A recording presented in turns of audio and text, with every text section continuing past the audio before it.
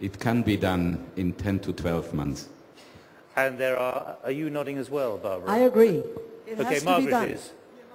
I was just a little sceptical on the 10 months. The reason I say this is many of us across the world are trying to understand what people are doing in terms of changing their lives and so on.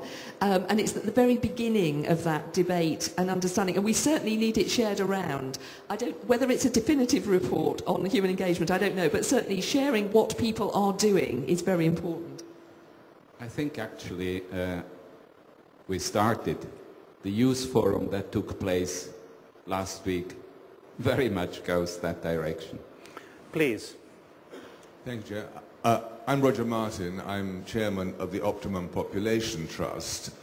I wonder if the panel can name any of the issues raised in the report, either on those causing, the issues causing climate change or the impacts of it, which would not be easier to solve with fewer people and become harder and ultimately impossible to solve with more.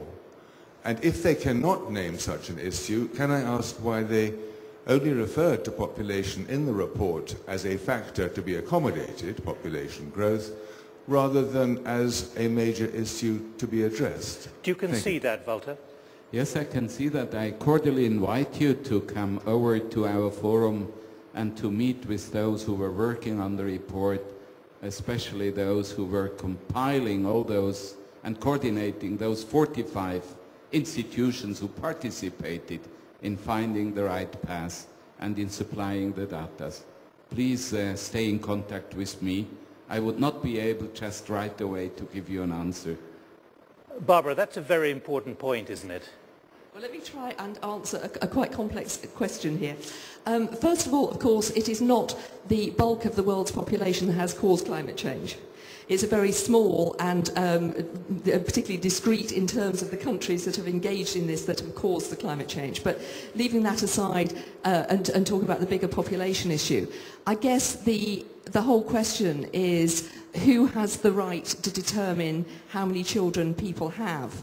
And if Amartya Sen were here today, and he's on the forum board, he would bring to everybody's attention the fact that in Kerala, where you really put the effort into girls' education and also made contraceptives available, then what you find with the sort of women's empowerment you got there, you got down to the same level of birth rate as you did with the highly repressive regime in China.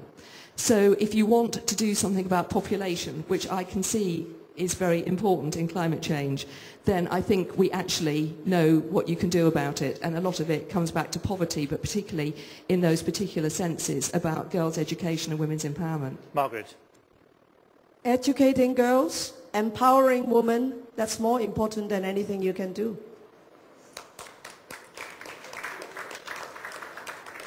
I think I should get more applause than that.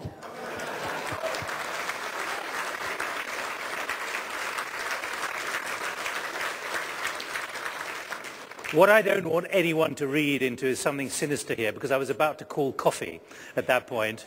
After what Margaret and Barbara have just said, I don't want to stop the conversation. We've set out a very clear and robust and frank assessment of the Human Impact Report. We could probably go on for another hour. We can't at the moment, but it's there for you in the workshops. And to pick up that point about the political connection which has been created, this new political dynamic, that's what we're going to pick up in the next session, which will start in 20 minutes. So please get back here. The bells will ring. If necessary, bring your coffee in and have your conversations over lunch. Can I thank you?